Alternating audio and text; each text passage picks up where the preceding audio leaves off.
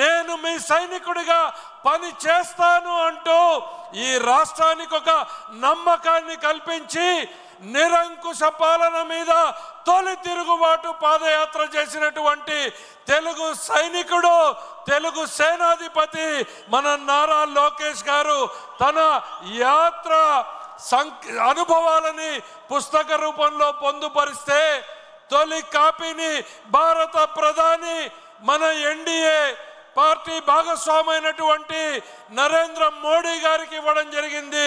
రెండవ ప్రతిని మన జాతీయ పార్టీ అధ్యక్షుల వారికి శ్రీ నారా చంద్రబాబు నాయుడు గారికి ఇప్పుడు పుస్తకాన్ని ఇవ్వడం జరుగుతుంది.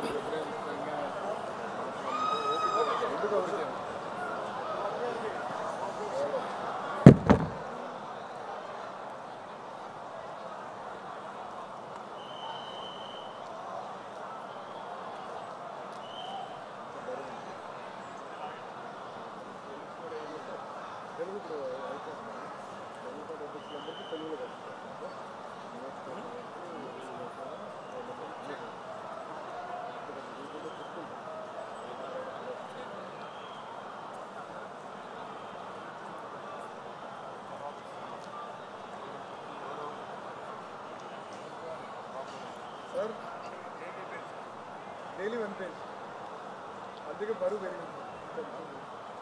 మోడీ గారు కన్నా బాగా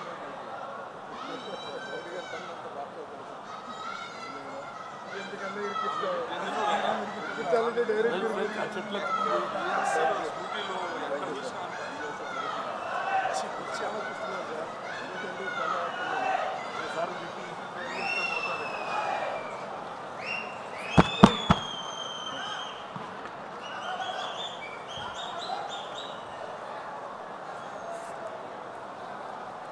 యువగళం ఓ రాజకీయ ప్రయోజనం కోసం చేసినటువంటి పాదయాత్ర కాదు.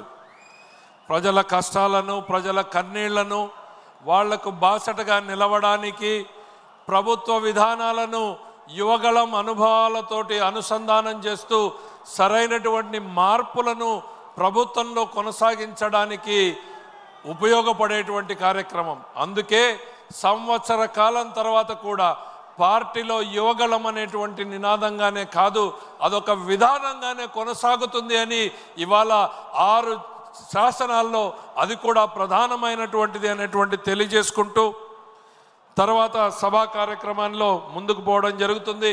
మరొకసారి గుర్తు చేస్తా ఉన్నా, వర్కింగ్ లంచ్ ఉంది, భోజనాలు నడుస్తూ ఉన్నాయి, సభా కార్యక్రమం కొనసాగుతూనే ఉంటుంది. విడతల వారీగా వెళ్ళాలనుకున్న వాళ్ళు వెళ్ళి భోంచేసి రావచ్చు. వేదిక మీద ఉన్న వాళ్ళు కూడా మీరు వెళ్ళాలనుకున్న వాళ్ళు వెళ్ళి రావచ్చు అనేటువంటి తెలియజేసుకుంటూ సభా కార్యక్రమాన్ని నడపడం కోసం ఈ యువగళం స్ఫూర్తిగా యువతకు అవకాశాలు ఇవ్వాలి, కొత్త వారిని కూడా అన్ని స్థానాల్లోనూ అవకాశం ఇవ్వాలి అనేటువంటి ఆలోచనతో సభా కార్యక్రమాన్ని నిర్వహించడానికి ఇప్పటికే రామ్మోహన్ నాయుడు మరి రాజు గారు మరొకసారి ఇప్పుడు మరొక యువకుడికి తెలుగుదేశం పార్టీ అవకాశాన్ని ఇవ్వడం పోతా ఉంది.